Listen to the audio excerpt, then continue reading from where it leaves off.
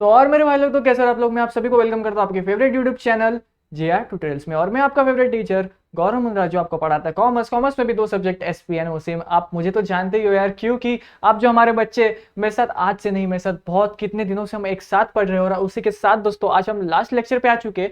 हाँ, अरे सब्जेक्ट के नहीं, कौन सा लेसन चल रहा है? Lesson number 4। एक एक नया बच्चा कह रहा है sir hello sir, hello sir. Hi मेरे भाई कैसे हो? हाय मेरी बहन कैसे हो? अब बच्चे कह रहे सर, जो नए बच्चे हमारे साथ आज जुड़े हैं वो कह रहे सर हम तो बहुत बढ़िया है, लेकिन सर एक बात बताइए, क्या आज हम आपके साथ ये लेक्चर बैठ सकते हैं? तो सॉरी मेरे नए बच्चों, मेरे को आपको अलविदा कहना होगा। ये लेसन नंबर 4 का लेक्चर नंबर 5 है, तो ऑब्वियसली आज आप हमारे साथ नहीं आ सकते, लेकिन अब मैं आपका इंतजार कर रहा हूँ। कैसे करूंगा? आपको क्या करना है, लेसन नंबर 1 से स्टार्ट करना है और जल्दी से मुझ पे कवर अप करना है आपको सारे बैकलॉग्स जो भी आपके है ना। और चलिए, हमने डायलॉग नहीं बोला आज। जो भी हमारे चैनल पे पहली बार आया है, आप मेक श्योर कीजिए, मैं आपको बताऊं, हम एजुकेशन रिलेटेड वीडियोस डालते हैं। आपको क्या करना है, अगर आप जो भी क्लास में इंटरेस्टेड हो, आप जो भी क्लास में हो, आपको आपके हमारे चैनल पे सर्च करना है और आपको आपके वीडियोस मिल जाएंगे। अगर मिल जाए तो एंजॉय कीजिए, और अगर नहीं मिले तो समझना ऑन प्रोसेस है, ठीक है? चले चलते हैं लेक्चर पे, मजा आ रहा है। ये लेसन खत्म करने वाले आज अपन। कौन सा लेसन चल रहा है? डॉक्यूमेंट्स वाला। याद है कि नहीं? डॉक्यूमेंट्स में हमने क्या क्या सीखा था अब तक? हमने एमओए के बारे में सीखा, एओए के बारे में सीखा, इंडोर मैनेजमेंट के बारे में सीखा। लेकिन दोस्तों आज हम सीखने वाले एक प्रोस्पेक्टस क्या होता है। उससे पहले, स्टार्ट करने से पहले 4 मंत्र बोलिए मेरे साथ। बच्चा कह रहा सर कौन सा? अरे सर अब तो हम समझ गए सर, हमें तो मुंह पे याद है। अब कोई हमें बोले 4 मंत्र बता, तो हम ऐसा बोलते like share subscribe follow. Follow किसको? गोल्डी सर को, मतलब गोल्डी मुंद्रा अंडरस्कोर मेरा इंस्टाग्राम यूजर नेम है। और हमारे बाकी फैकल्टी टीचर्स को जो आपके लिए दिन रात मेहनत करते हैं ना, तो आप थोड़ा सा सपोर्ट प्लीज हमें भी कीजिए। तो चले खत्म करें। बच्चा कह रहा है सर इस दिन का ही तो इंतजार कर रहा था हमें, आप कब बोलोगे ये लेसन खत्म होगा, क्योंकि सर लेक्चर नंबर 5 पे आ गए हम और अब तक खत्म नहीं हुआ। हाँ सर, मैं ये नहीं कहूंगा कि इंटरेस्टिंग नहीं है, इंटरेस्टिंग तो है। ठीक है, चले लेसन पे ध्यान दे। देखिए दोस्तों, ये वीडियो में भी थोड़ी सी लेंदी होगी, लेकिन प्रोस्पेक्टस एक होता क्या है, आज आप इसको पूरी तरह से फिनिश कर देंगे, उसके साथ ये लेसन भी आपका फिनिश हो जाएगा। एकदम रेडी? स्टार्ट करें? कोई काम है पहले उस काम को फिनिश करो, उसके बाद ये लेक्चर देखना स्टार्ट टू एंड। एकदम रेडी हो? कुछ नया सीखने को मिलेगा, बहुत मजा आएगा। स्टार्ट करते फिर। चलो फिर दोस्तों, देखिए प्रोस्पेक्टस के बारे में आज हम जानने वाले। बच्चा कह रहा है सर प्रोस्पेक्टस आप ये है क्या? बच्चा फुल ब्लैंक हो गया। बच्चा कह रहा है सर आपने तो अब तक सिखाया नहीं, मैं आपको बताऊं कैसे? तो मैं सिखाऊं ना सर। अरे चिल्ला क्यों रहा है, बता रहा हूं मेरे दोस्त। देखिए दोस्तों, प्रोस्पेक्टस जो है ना, ये एक बहुत बड़ा कंसेप्ट है। पहले तो आपको इतना, हाँ सर बोले सर इतना तो समझ में आ गया, लेकिन सर ये है क्या? देखिए सबसे पहले स्टार्ट करते हैं। प्रोस्पेक्टस जो है ना दोस्तों, इस prospectus is defined under section 2 subsection 70 of the companies act 2013। Sir ने बोला ओके। बच्चे कह रहे हाँ हाँ सर ठीक है, यहाँ देख के हम समझ गए, हम रीड कर सकते हैं, अभी हम बच्चे नहीं रहे पहले वाले। ओहो क्या बात है, ठीक है। बच्चे कह रहे सर इसको ऐसे रीड करते हैं ना, prospectus is defined under the section 2 subsection 70 of the companies act 2013। हाँ सर हमें आता है, अभी आप कोई भी सेक्शन पढ़वा लो। क्या बात है, एटीट्यूड है। चलिए उसके बाद दोस्तों देखिए, प्रोस्पेक्टस आपने एमओए के बारे में सीखा, एओए के बारे में सीखा, लेकिन दोस्तों ये सोचो ना यार, अगर कोई एक न्यूली एस्टेब्लिश्ड कंपनी है, उनको ना लोगों से पैसे लेने के, कंपनी बन गई है, वो कंपनी कैसे बनते सीखा ना, फॉर्मेशन ऑफ द कंपनीज में। लेकिन अब एक कंपनी बन चुकी है, उनको लोगों से पैसा लेना है, तो लोगों से वो पैसा कैसे ले? बच्चा कह रहा है सर एमओए बांट देंगे ना, एमओए में हम सब कुछ लिख देंगे और जो भी इंसान इंटरेस्टेड होगा वो आके पैसे दे देगा कंपनी को। ओके वेरी गुड थॉट, बहुत सही जा रहे हो आप। लेकिन बच्चे, जिसने कहा कि एमओए लगेंगे सबको बांट देंगे, आप भी सोचो ना यार, एक एमओए क्या बहुत छोटा सा होता है? वो 300 मिलियन 400 यहाँ तक कि 1000 पेजेस तक का भी होता है। उतने जेरोक्स लाने पड़ेंगे, उतने खर्चा होगा, उतना एक्सपेंस होगा, और समझो हमने किसी को दिया, पता चला भाई वो इंसान तो रद्दी में जाके उसको बेच रहा है, सोचो आपका कितने का नुकसान। बच्चा कह रहा है सर आपने टेंशन में डाल दिया अभी मेरे को, मैं अभी लोगों से पैसा कैसे लूंगा सर, ये तो कंसेप्ट ही गलत है। एमओए तो हमको उसको देना चाहिए ना जो एकदम इंटरेस्टेड है। लेकिन सर हम चाहते हैं उनके मन में एक इंटरेस्ट आए कि हमारी कंपनी है, हम इस चीज में काम करते हैं, हम आपको इतना फायदा करके देंगे, आप हमारे कंपनी में पैसा लगाए। अब मैं उनको बोलना चाहता हूँ, लेकिन सर मैं एक एक को तो बोलते नहीं सकता, सबके साथ पर्सनल इंटरव्यू नहीं ना सर। मैं चाहता हूँ कि मुझे ऐसा कुछ करूँ जिससे कुछ डिस्ट्रीब्यूट करने पे, कुछ सर्कुलर करने पे, कुछ एडवर्टाइज करने पे वो एक साथ सब कुछ समझ जाए। तो सर क्या ये जो प्रोस्पेक्टस है ये एज एडवर्टाइजमेंट काम करता है?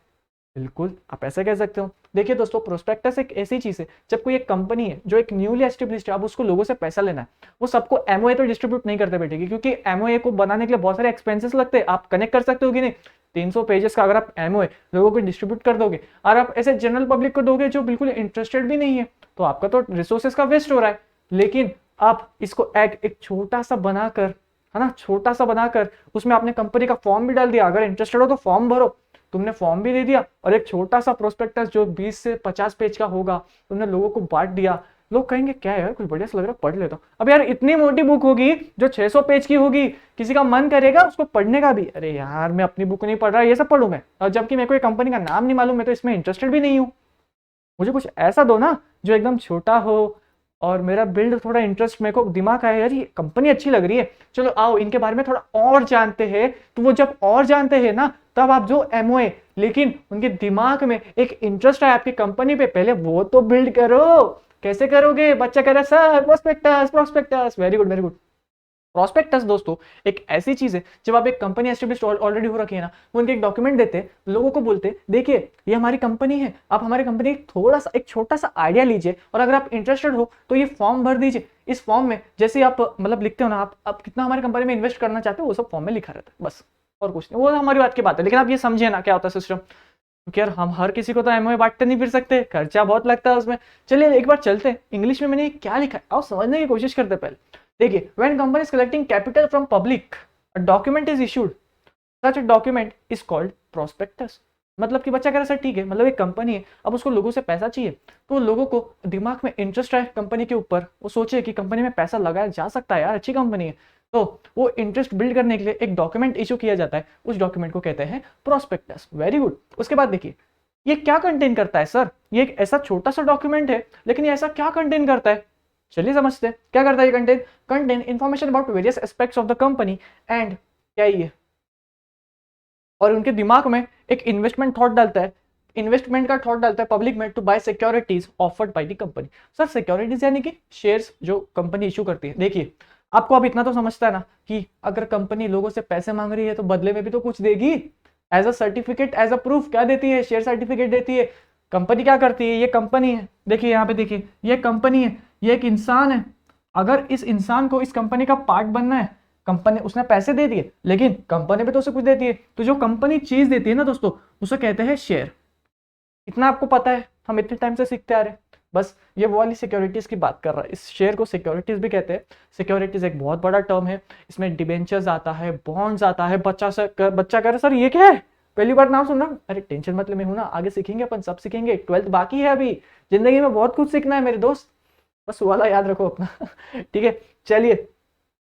तो सिक्योरिटीज एक बहुत बड़ा टर्म है जो हम सीखेंगे, आपको फिलहाल शेयर समझता है ना, बस बहुत बढ़िया। उसके बाद जो कंपनी देती है, जैसे कि देखिए ये इंसान था, ये कंपनी है, कंपनी चाहती है ये जो इंसान है ना भाई, ये जो इंसान है, ये जो बंदा है, ये बंदा कंपनी में इन्वेस्ट करे, तो कैसे करेगा, कंपनी उसके दिमाग में इंटरेस्ट बिल्ड करेगी, कंपनी चाहेगी तो पहले थोड़ा सा मेरी कंपनी के बारे में जान, तो कंपनी उसको देती है दोस्तों प्रोस्पेक्टस। इस पर्सन ने उसको पढ़ा, और एकदम बड़ा भी नहीं बनाएंगे सो दैट छोटा सा हो, पढ़ सके इजीली, इंटरेस्ट बिल्ड करना है ना। फिलहाल तो आप पहले ही 600 पेजेस की बुक दे दोगे तो इंटरेस्ट कैसे आएगा, नहीं आएगा। लेकिन यही अब वो 600 पेज का एक 6 पेज में समराइज करके दे दो, तो उस बच्चा जो उस पर्सन है उसके दिमाग में आएगा कंपनी अच्छी लग रही है, सोच सकते हैं, इंटरेस्ट बिल्ड हो रहा है। ठीक है चलिए नेक्स्ट पेज चलते हैं अपन दोस्तों। अब हम जानने वाले दोस्तों टाइप्स ऑफ प्रोस्पेक्टस। बच्चा कह रहा है सर यानी कि वो जो डॉक्यूमेंट दिया था उस इंसान को पढ़ने के लिए, इंटरेस्ट बिल्डअप करने के लिए, उसके भी टाइप्स हैं। बिल्कुल, मतलब सर कैसे टाइप्स होंगे, अरे समझते ना, पहले तो ये जानिए प्रोस्पेक्टस के टाइप टोटल 5 तरह के होते हैं। लेकिन दोस्तों आपने अब बेसिक से सवाल कर रहा हूं, ये जो कंपनी है ये लोगों से पैसा ले रही है, लोगों से, समझ रहे हो, लोगों से। हाँ सर चिल्ला क्यों रहे हो, लोगों से तो ले रही है, तो इस कंपनी को क्या बोलेंगे, पब्लिक कंपनी, क्योंकि इसमें पब्लिक का पैसा है, जनरल पब्लिक से ये लोग पैसे ले रहे, तो ये कंपनी क्या हो गई, पब्लिक कंपनी। याद है कि नहीं शुरुआत के लेक्चर, बेटा कह रहा है सर कुछ याद नहीं, अरे ऐसी बात मत कर यार। चलिए टाइप्स ऑफ प्रोस्पेक्टस पे चलते हैं, फटाफट से फिनिश करेंगे अपन, बहुत मजा आने वाला है। उसके बाद दोस्तों अब्रिज्ड प्रोस्पेक्टस। बच्चा कह सर ये क्या, नाम ही पहली बार सुन रहा हूँ। अरे बहुत ईजी है, ये जो मैंने लिखा है ना सिर्फ इस पे ध्यान दो, आप रीड करके समझने की कोशिश करेंगे और आप समझ भी जाओगे, मुझे पक्का भरोसा आप पे। देखिए ये क्या करता है ना, जो अब्रिज्ड प्रोस्पेक्टस होता है दोस्तों, ये कुछ ऐसा कंटेन करता है जो कि सिर्फ बहुत ज्यादा इंपॉर्टेंट है और रिलेवेंट है, और उतना बताना ही सही है लोगों को स्टार्ट में इंटरेस्ट बिल्ड करने के लिए। अगर ऐसे कुछ चीजें किसी प्रोस्पेक्टस में लिखी हो उसे कहते हैं दोस्तों अब्रिज्ड प्रोस्पेक्टस। जैसे देखिए यहाँ पे contains main content of the prospectus but in brief, थोड़ा सा डिटेल में जाता है यहाँ पे। है ना। मतलब जैसे हम प्रोस्पेक्टस की बात कर रहे थे सर, ओके, तो मतलब ये प्रोस्पेक्टस ना जो 600 पेजेस अगर किसी कंपनी का एमओए होगा तो ये मे भी थोड़ा सा ब्रीफ में है ना, तो ठीक है, मे बी 100 पेजेस के आसपास होगा, है ना सर। ओके सर, आप ये वाला प्रोस्पेक्टस के बारे में बात कर रहे हो, बिल्कुल। उसके बाद देखिए दोस्तों, इसमें ना प्रोस्पेक्टस के साथ ही साथ एक एप्लीकेशन फॉर्म भी जुड़ा रहता है। बच्चा कह रहा है सर क्यों? मतलब देखिए, आपने प्रोस्पेक्टस पढ़ लिया, अब आप अगर कंपनी का हिस्सा बनना चाहते हैं तो ये फॉर्म भरिए, कंपनी में आके दीजिए, कंपनी उसके साथ ही साथ आपको एमओए भी दे देगी अगर आप इंटरेस्टेड हो तो। अरे आप इंटरेस्टेड नहीं हो, उससे पहले मैं अगर आपको एमओए दे दूं तो कंपनी का भी नुकसान हो रहा है ना, रिसोर्सेज का। थोड़ा सा कनेक्ट कर पा रहे हो अभी? बच्चा कह रहा है हाँ सर, थोड़ा सा आइडिया आ रहा है अभी। उसके बाद देखिए, issued only in case of public company. अरे वो हमको भी पता है, अगर एक कंपनी है वो अगर लोगों से पैसा ले रही है तो उसे कंपनी को क्या कहेंगे? पब्लिक कंपनी ना। याद है कि नहीं, कि भूल गए? अरे इतना इजी कंसेप्ट है। अगर कोई कंपनी लोगों से पैसा लेती है, जनरल पब्लिक से, सबको अनाउंसमेंट कर देती है, पूरी दुनिया को बता देती है कि हम लोगों से पैसा लेने वाले, उसको क्या कहते हैं? Public company. इतना दिमाग में रखना है आपको। चलिए अगले प्रोस्पेक्टस की बात करते हैं दोस्तों। समझ गया ना ब्रिज, कुछ था उसमें। चलिए सेकंड है शेल्फ प्रोस्पेक्टस। बच्चा कह रहा है सर मुझे एक बात बताओ सर, आप प्लीज, मेरे एक डाउट है दिमाग में। हाँ बताओ बताओ, मैं आपकी डाउट तो सुनता ही हूँ। बच्चा कह रहा है सर, कंपनी अगर न्यू बनती है तो उसको एक बार का फंड्स लग गए, तो वो फंड्स वो लोगों से ले, इसलिए उन्होंने प्रोस्पेक्टस इशू कर दिया। लो ओके, वेरी गुड। लेकिन सर कंपनी का एक ही बार फंड लगता है क्या उसे? ऐसा भी हो सकता है ना, पूरे साल में 365 डेज होते हैं। मतलब ओके, समझिए सर, उसको ना साल के बीच एंड में पैसे की जरूरत पड़ गई, तो अब क्या करेगा? वापस प्रोस्पेक्टस बनाएगा? सर ये तो कितना टाइम वेस्ट होगा, वापस पब्लिक को देना पड़ेगा, रजिस्टर करना पड़ेगा, री इशू करना पड़ेगा, बहुत मेहनत लगती होगी ना यार सर। यार तेरी बात तो सही है यार। तो ये जो है ना, ये लॉ बनाने वाले के दिमाग में पहले ही आ गया। उसने पता है क्या बनाया? उसने बना दिया शेल्फ प्रोस्पेक्टस। बच्चा कह रहे हैं सर लॉ वाले इतना टैलेंटेड होते हैं। बिल्कुल, इसलिए तो उनको लेजिस्लेटिव असेंबली कहा जाता है, जो लॉ लॉ बनाते हैं। चलिए यहाँ पे ध्यान दीजिए, कंपनी नीड्स, देखिए मैंने आपको समझाने के लिए थोड़ा सा इंटरेस्टिंग किया है। यहाँ पे देखिए, कंपनी नीड फंड्स। अब क्या करें? Now what? यहाँ पे for every issue new prospectus. मतलब कि अगर समझिए, कंपनी को स्टार्ट में भी पैसे चाहिए तो कंपनी ने प्रोस्पेक्टस इशू कर दिया इंटरेस्ट बनाने के लिए। अब कंपनी को 20 साल में भी इशू करना है, मतलब नए फंड्स चाहिए कंपनी को और दूसरा प्रोजेक्ट में काम करना है, तो कंपनी क्या वापस एक नया प्रोस्पेक्टस बनाते बैठे? क्यों ना, क्यों ना दोस्तों हम एक ऐसा प्रोस्पेक्टस बनाए साल के स्टार्ट में ही, और वो प्रोस्पेक्टस में ना कंपनी पूरे साल में कितने प्रोजेक्ट्स करने वाली है, कंपनी को आगे कितने फंड्स लगेंगे, सब एक साथ ही लिख दें। बच्चा कह रहा है सर हो सकता है सर। अरे बिल्कुल हो सकता है। यानी कि आपने जनवरी 1 को एक ऐसा ऑफर दिया लोगों को, एक ऐसा प्रोस्पेक्टस दिया जिसमें आपने कंपनी के 31 दिसंबर तक क्या होने वाला सब लिख दिया। मतलब आपने ये भी लिख दिया कि हम जुलाई में भी पैसे लेंगे, अगस्त में भी पैसे लेंगे। भाई साहब चोर आदमी, मतलब ऐसे बता रहा हूँ, लेकिन आपने पैसे लेंगे, अगर आप इंटरेस्ट हो आप तब भी पैसे दे सकते हो। आपने ये सब लिख दिया।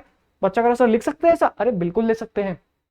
तो उस प्रोस्पेक्टस को कहते हैं शेल्फ प्रोस्पेक्टस। मतलब कि देखिए, अगर कंपनी को फंड्स चाहिए तो वो प्रोस्पेक्टस इशू करेंगे, लेकिन अगर ऐसे कंपनी ऐसा हो सकता है ना, उसको साल में एक 1 ईयर की लिमिट में बार बार पैसे चाहिए हो, तो क्या वो बार बार प्रोस्पेक्टस इशू करेगा? नहीं ना यार। उसका वर्कलोड कम करने के लिए एक कंसेप्ट लगा है दोस्तों, जिसको कहते हैं शेल्फ प्रोस्पेक्टस। उस शेल्फ प्रोस्पेक्टस में वो ये लिख देगा कि उसको कब कब पैसा चाहिए, और अगर जो जनरल पब्लिक इंटरेस्टेड है वो तभी भी आके पैसे दे सकते हैं। लेकिन मेक श्योर करना है, अगर आप जब पूरे साल में, बच्चा कह रहा है सर ऐसा भी हो सकता है जब वो महीना आने वाला होगा, आपने स्टार्ट में तो पैसे ले लिए, अब आपको सितंबर में पैसे चाहिए थे, तो समझिए सितंबर में ना आपको अब थोड़े से ज्यादा पैसे चाहिए, तो क्या करेंगे सर? तब आप लोगों को अनाउंसमेंट कर सकते हैं इन द न्यूज़पेपर एंड वो सब तो चलो बात की बात है, आउट ऑफ द नॉलेज दे रहा हूँ ये सब तो मैं। लेकिन तुम्हारे जो बुक में लिखा है ना, वो ये लिखा गया है कि अगर आप कुछ भी चेंजेस करते हो ना, और अगर आपने शेल्फ प्रोस्पेक्टस बनाया तो आपको मेक श्योर करना है आप अपने बॉस को बता दो। बॉस? सर कंपनी का कौन बॉस होता है? अरे याद करो ना, आरुषि अंकल, हम हाथ जोड़ते हैं, हमारा नाम लिख दो बुक में, वो वाले अंकल, आरुषि अंकल, देखिए ना। आरुषि कौन है? बच्चा कह रहा है। अरे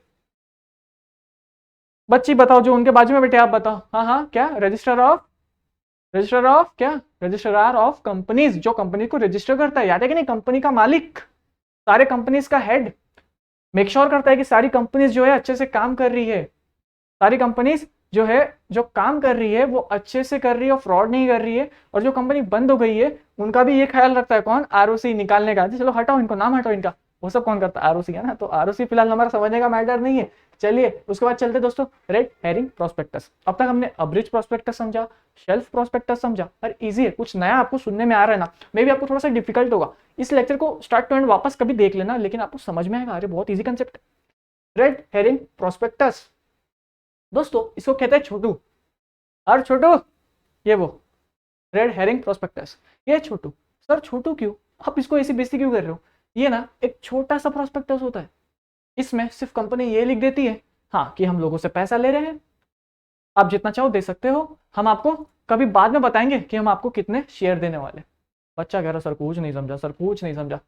देखिए इनकम्प्लीट प्रोस्पेक्टस यानी कि इसमें ये लिखा जाता है, देखो यार आपको समझ रहा है ना दोस्तों, जो पुराने प्रोस्पेक्टस है उसमें कंपनी ये लिखती है कंपनी को 1 लाख रुपए की जरूरत है या कंपनी को 1,000 करोड़ की रुपए इसकी जरूरत है, कंपनी ये सब अपने प्रोस्पेक्टस में लिखती है। लेकिन ये एक ऐसा प्रोस्पेक्टस है जिसमें कंपनी ये लिखती ही नहीं है कि उनको कितने पॉइंट्स की जरूरत है। बच्चा कह रहा है सर ऐसे तो फिर सर दिक्कत हो जाएगा, लोगों को कैसे पता चलेगा कंपनी को कितने फंड्स चाहिए, और कंपनी अगर चाहिए तो उनको एक्सेप्ट करेगी कि नहीं, या कंपनी को बहुत सारे फंड्स चाहिए, बहुत कम चाहिए, चाहिए नहीं, हमको कैसे कैसे पता चलेगा? वो आपको मानना है। देखिए जो रेड हेरिंग प्रोस्पेक्टस होता है ना, ये जो प्रोस्पेक्टस है इसके साथ ही साथ एक एप्लीकेशन फॉर्म दे दिया जाता है। उस एप्लीकेशन फॉर्म में जो पैसा इन्वेस्ट करना चाहता है ना, वो उस पर डिपेंड करता है भाई, तू जितना पैसा देना चाहता है, कितने शेयर के भाव में, अपना खुद कोट कर, उसने खुद कोट कर दिया। कंपनी इस रेड हेरिंग प्रोस्पेक्टस में अपनी एक शेयर की वैल्यू ऐसे लिखती है, एक शेयर 10 से 15 रुपए का, इसको फ्लोटिंग प्राइस कहते हैं। कोई तुम्हें बताएगा नहीं, मैं बता रहा हूं तुम्हें, इसको फ्लोटिंग प्राइस कहते हैं। ये हमारे लेवल की नॉलेज है। ये देखिए रेड हेरिंग प्रोस्पेक्टस था दोस्तों, कंपनी से पैसा लिख देती है, एक शेयर की प्राइस 10 से 15 रुपए की है। अब आप इसके बीच में आप कोट करो कि आप 13 रुपीज में हमारी कंपनी के कितने शेयर खरीदोगे। कंसेप्ट समझ रहे हो? इसको दोस्तों कहते हैं रेड हेरिंग प्रोस्पेक्टस। अब लेकिन बच्चा कह रहा है सर समझिए, एक आइडिया है, आप हमारा 2 मिनट लीजिए, लेकिन सर आप इसको थोड़ा सा डिटेल में जा सकते हो क्या? आउट ऑफ नॉलेज है लेकिन आज हम सीखेंगे। देखिए ये कोट समझे, एक इंसान था, इसने दोस्तों एक शेयर लिया और इस एक शेयर पे इसने 11 रुपए देने की बात करी कंपनी को, ओके। और यहां पे दोस्तों एक और इंसान था, इसने भी एक शेयर लिया, ज्यादा नहीं, पर इसने ना कंपनी को दे दिया 15 रुपए एक शेयर का कोट किया इसने। मतलब इसने कहा कि अगर आप कंपनी वाले, अगर आप मुझे एक शेयर दोगे तो मैं आपको 15 रुपए दूंगा। अब आप एज अ कंपनी, अब मुझे बताओ आप किसका शेयर लोगे? इसका लोगे? 15 वाले का ना। क्यों? क्योंकि ज्यादा दे रहा है सर, ज्यादा दे रहा है सर, तो मैं 15 का लूंगा ना, मैं 11 वाले का क्यों लूं? मेरे पास जो ज्यादा आ रहा है ऑब्वियसली मैं तो उसको दूंगा ना सर। बस यही है red herring prospectus. Red herring prospectus के ये कंसेप्ट को कहते हैं book building process. Book building आपके बुक में एक छोटी सी लाइन है, लेकिन और ये बहुत बड़ा कंसेप्ट है। मैंने आप बुक बिल्डिंग का एक 10% आपको समझाया है, मे भी आपके कॉलेज वाले नहीं समझाएंगे, लेकिन मेरा फर्स्ट था आपको बताना, एक हार्ड कंसेप्ट है, कुछ था लेकिन इसमें नहीं ना। जो ज्यादा पैसा देगा कंपनी को कोट करके, कंपनी क्या उसको शेयर दे देगी।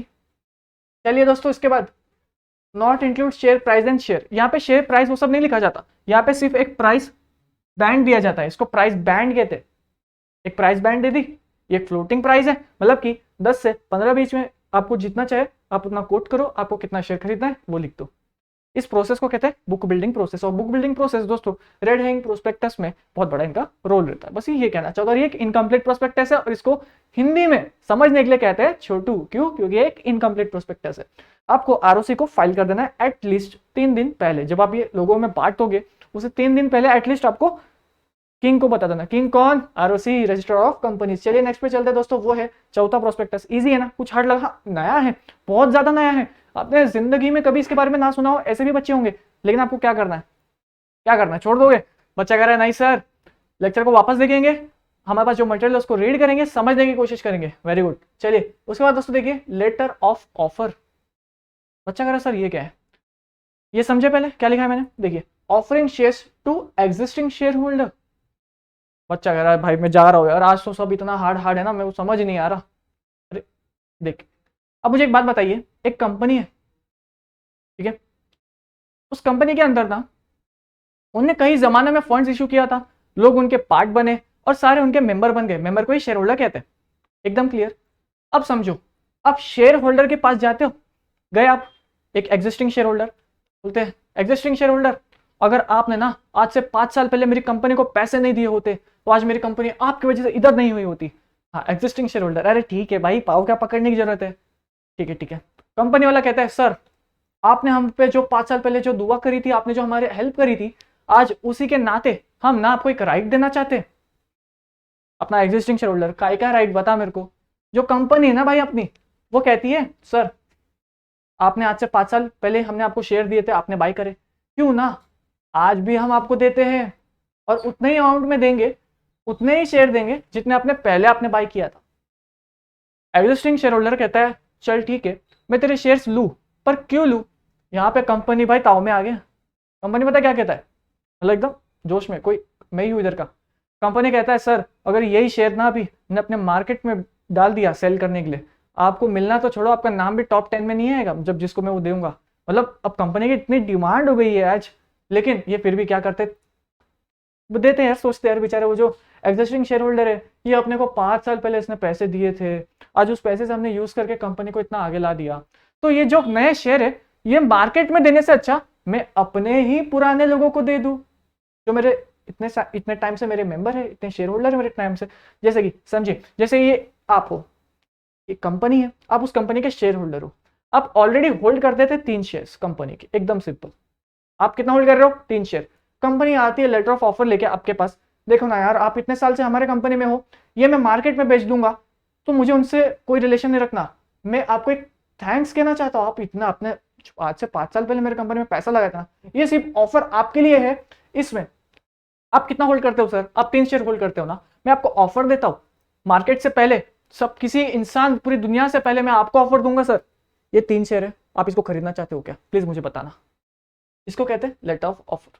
आपने एक राइट दी किसको? Existing share holder of the company को, कि कंपनी एक शेयर इश्यू कर रही है लेकिन उन्हें नहीं देकर सबसे पहले वो आपको अप्रोच करेगी, और आपके पास एक बेनिफिट होगा कि अगर आप उस शेयर को, ये अलग से 3 शेयर को भी परचेस करना चाहते हो आप ले सकते हो। बच्चा कह रहे सर कुछ मार्केट प्राइस में फर्क होगा क्या? अरे बिल्कुल, ये जो 3 शेयर की वैल्यू होती है ना, ये समझिए बहुत ज्यादा लो होती है, यही अगर शेयर कोई जनरल पब्लिक खरीदेगा तो मतलब अच्छा खासा डिस्काउंट देते हैं कंपनी, समझे?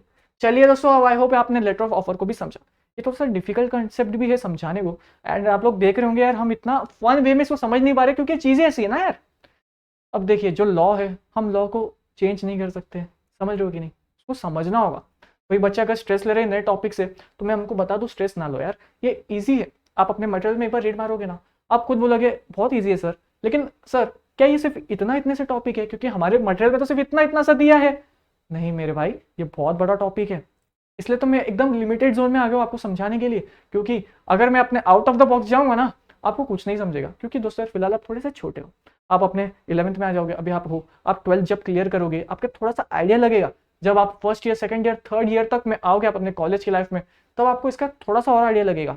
हाँ, अगर कोई बच्चा शेयर मार्केट की फील्ड में जा रहा है, उसको मतलब पता है, उसको तो फिर आइडिया लग जाएगा, लेकिन कोई सिर्फ ग्रेजुएशन कर रहा है तो उसको आइडिया नहीं रहेगा ये सब चीज़ों का। ये बहुत ज़्यादा आउट ऑफ द बॉक्स वाली नॉलेज होती है, जो सिर्फ और सिर्फ जो अगर स्पेशल कोर्स कर रहा है, सर स्पेशल कोर्स यानी कि क्या? जो अगर सीए कर रहा है, सीएस कर रहा है, एमबीए कर रहा है, सीएमए कर रहा है, एलएलबी कर रहा है, ये वो लोगों को पता होती है ये सब चीज़ें, आपको ग्रेजुएशन में भी सीखने को नहीं मिलेगा। तो मैं इतना आउट ऑफ द बॉक्स तो बिल्कुल नहीं जा सकता है ना।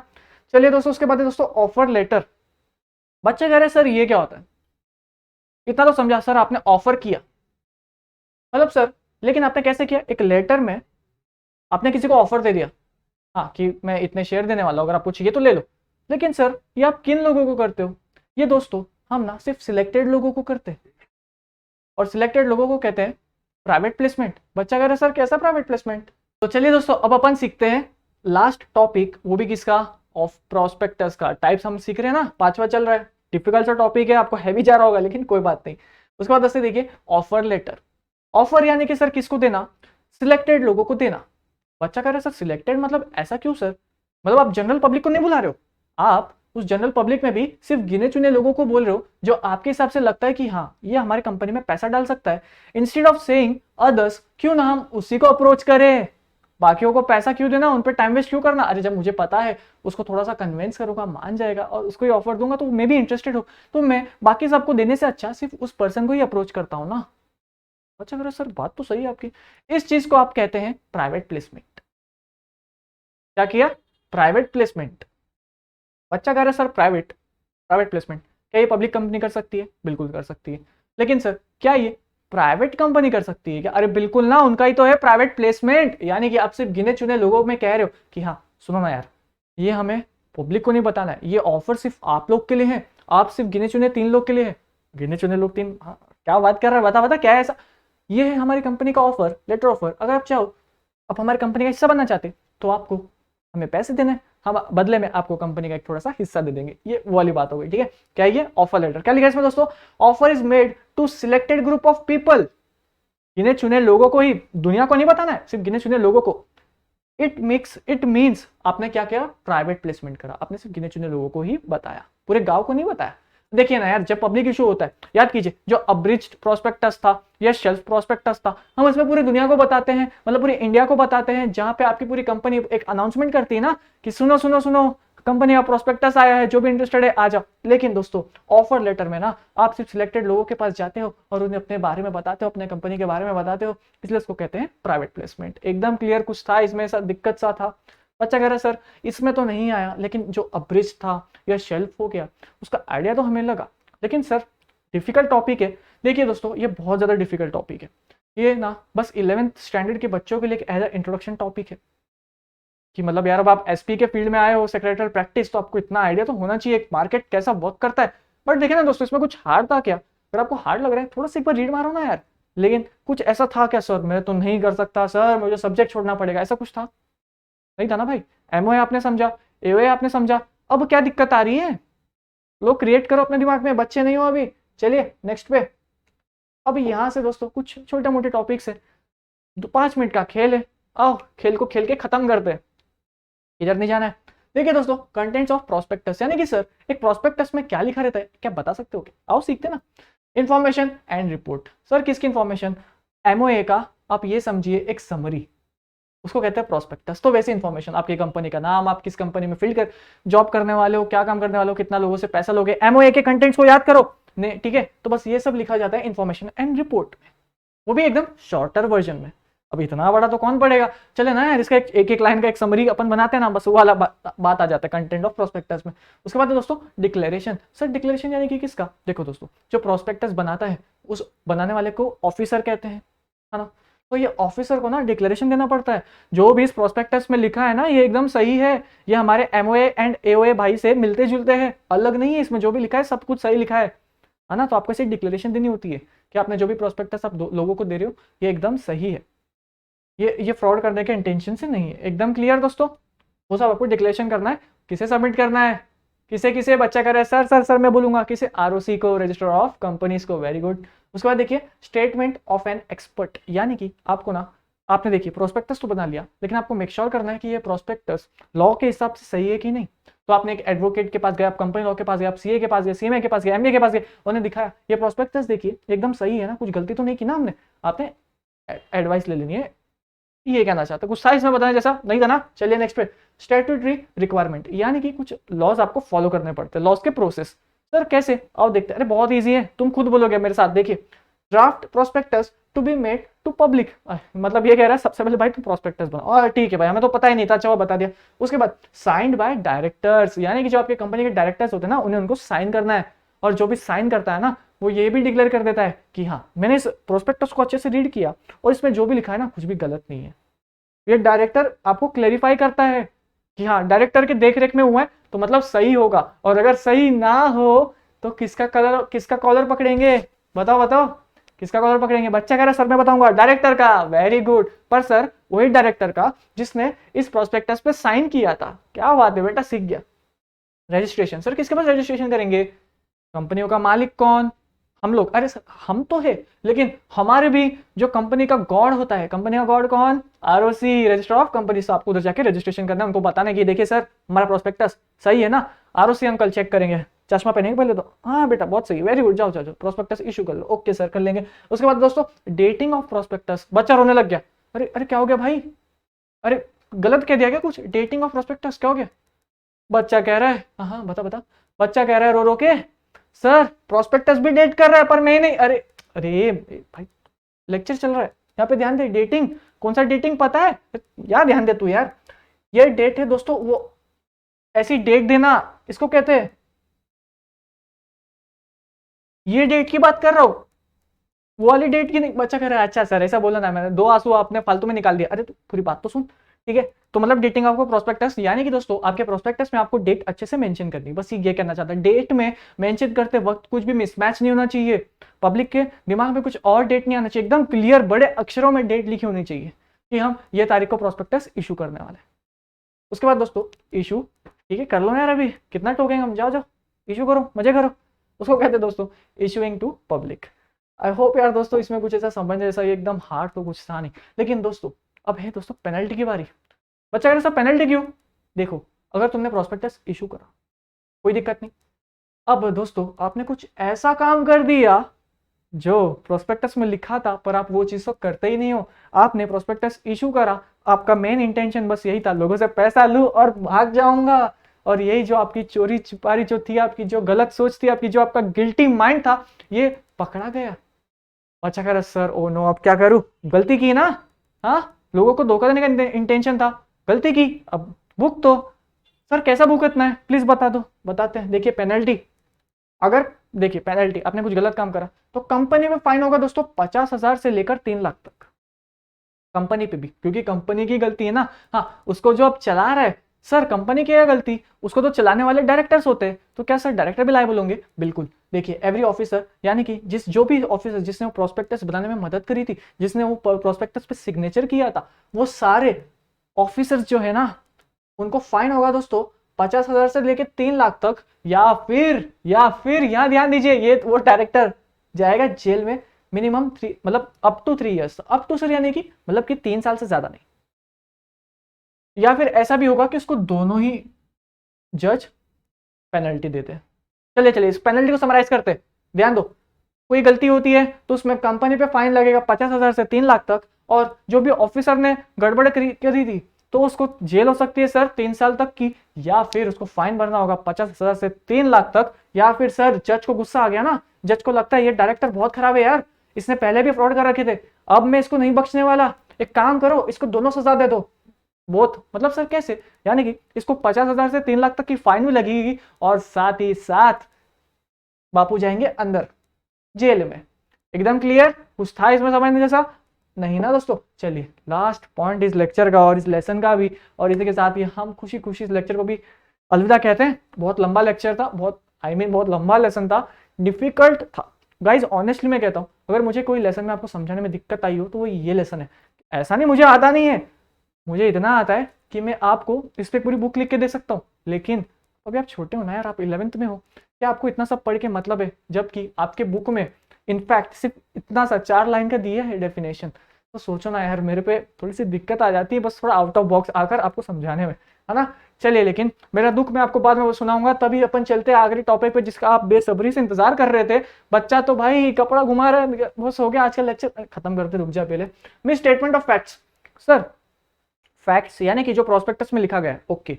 मिस स्टेटमेंट यानी कि कुछ गलत लिख दिया हो, यार आपने कुछ ऐसा लिखा हो जो आपको पता है वो गलत है, या आपने कुछ ऐसा लिखा हो जो आपको पता था आपको वहां पे नहीं लिखना है, या फिर आपको जो लिखना था ना वो आपने लिखा ही नहीं, तो आपकी गलती हो गई।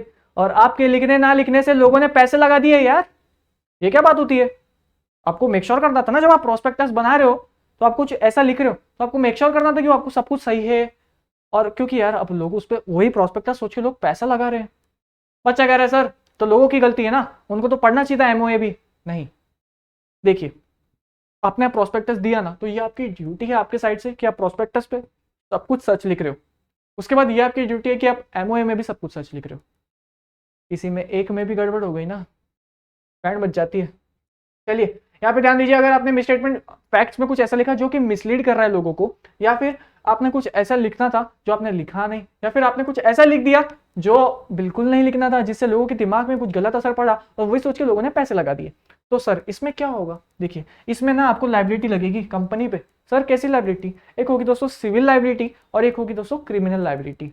सिविल लाइबिलिटी यानी कि आप पे कुछ ऐसे चार्ज लगेंगे हाँ जो थोड़ा सा फाइन होगा, यार तुमने थोड़ी सी गलती कर दी ना, अच्छा एक वर्ड दो चार लाइनों की मिस्टेक हो गई, चलो कोई बात नहीं, मैं समझ सकता हूँ आपने गलती से कर दिया होगा, ठीक है आप अच्छे लोग हो, आपसे पहली बार मिस्टेक हुई है, ठीक है कोई बात नहीं, आपको एक बार की छूट दे देता हूँ। तो जो जज होंगे ना अंकल हमारे, वो आप पे ना सिर्फ कंपेंसेशन, सर कंपेंसेशन यानी कि आप पे सिर्फ डैमेजेस लगा देंगे कि इतना फाइन भरो, जो लोगों के ऊपर दिक्कत आ गई है उनका फाइन भर के चले जाओ। ओके सर कोई दिक्कत नहीं यहाँ पे। लेकिन सर क्रिमिनल लाइबिलिटी, सर ये क्या है? ये क्या है सर? जज अंकल जो है ना, वो आए तुम्हारे कंपनी का नाम सुना, अरे ये कंपनी, भाई यार ये तो बहुत गफले करती है। अच्छा तू, अरे भाई इधर आ, तू इधर आ, देखो मैं पिछले 3 साल से कह रहा हूँ, तुझे एक बार मैं जेल में भी भेज चुका हूँ, उसके बाद ही उसके साथ तुझ पे मैं कितने बार फाइन लगाया हूँ और तू वापस यही गड़बड़ करके आ गया, इस बार नहीं छोड़ने वाला मैं तुझे। तो ये वाली चीजें ना दोस्तों क्रिमिनल लाइबिलिटी में आती है। यहाँ पे थोड़ा सा इशू जो होता है ना थोड़ा सीरियस टाइप होता है। जज कहता है नहीं नहीं इसको पनिशमेंट तो दे दी होगी, और सिविल लाइबिलिटी में जज कहता है अरे बेचारा गलती हो गया तेरे से, अच्छा लेकिन पनिशमेंट तो देना पड़ेगा ना आपको, पहली बार हुआ कोई बात नहीं, लेकिन पनिशमेंट तो देखो सबको हम देते हैं जो गलत करता है। तो एक काम कीजिए, पनिशमेंट में ना हम समझते हैं आप अच्छे बच्चे हो, आपसे गलती हो गई, एक पहली बार हुई है ना, तो एक काम करो आप थोड़ा सा पैसे दो, पेनल्टी दो और भाग जाओ यहाँ से, अगली बार मत आना, और अगली बार अगर आ गए तो आपको मैं यहाँ पकड़ूंगा सीरियस केस में एकदम क्रिमिनल लाइबिलिटी। तो यहाँ पे क्या होगा, कंपनी ऑफिसर जो होंगे ना उन पे फाइन तो लगेगा ही, और साथ ही साथ अगर कुछ ज्यादा बड़ा फ्रॉड किया हो तो दोस्तों जेल भी हो सकती है। और यहाँ पे कोई लिमिट नहीं रखी है, मतलब सोचो कितनी भी हो सकती है, एकदम क्लियर। तो यार दोस्तों इसी के साथ हमने प्रोस्पेक्टस के टॉपिक को यहाँ पे समझा। हमने इस लेसन में एमओए सीखा, एओए सीखा, प्रोस्पेक्टस सीखा, इंडो मैनेजमेंट के बारे में सीखा, और इसी के साथ इस लेसन को एसपी के हमने चलता किया। तो आई होप यार दोस्तों आपने इस लेसन से बहुत कुछ सीखा है और बहुत अच्छे वैल्यू आपने लिए इस लेसन से, आपको एक अच्छा खासा आइडिया चला है कि कंपनी बनती है तो बनती कैसे, और वो जो डॉक्यूमेंट्स है कंपनी को बनाने के लिए तो लगते कैसे, समझ रहे हो कि नहीं। तो 4 मंत्रों को याद कीजिए, क्या था, like share subscribe and follow. और इस लेसन को हम यहाँ पे एंड करते हैं, पूरी तरह से सक्सेसफुली हमने इस लेसन को समझा। ये इस लेसन का सबसे चैलेंजिंग टॉपिक था, सबसे चैलेंजिंग कंसेप्ट था, लेकिन मुझे पता है यार आप कर लोगे। लेक्चर नंबर 4 को करते हैं बाय बाय, लेक्चर नंबर 5 को भी करते हैं बाय। अब हम आपको मिलेंगे लेक्चर नंबर 1 के साथ, कौन से लेसन में, लेसन नंबर 5। और दोस्तों फॉलो कर देना मुझे गोल्डी मुंद्रा _ पे, ठीक है। तो चलो फिर दोस्तों लेक्चर को अपन यहाँ पे एंड करते हैं, मिलता हूँ सभी से नेक्स्ट लेक्चर में। जो भी करो मस्ती करो, एंजॉय करो, फुल घूमो अपने दोस्तों के साथ, लेकिन पढ़ाई के साथ ही साथ मॉम एंड डैड को परेशान नहीं करना है, ठीक है। तो चलो फिर दोस्तों इस लेक्चर को अपन यहाँ पे एंड करते हैं, मिलता हूँ सभी से नेक्स्ट लेक्चर में। Goodbye, take care.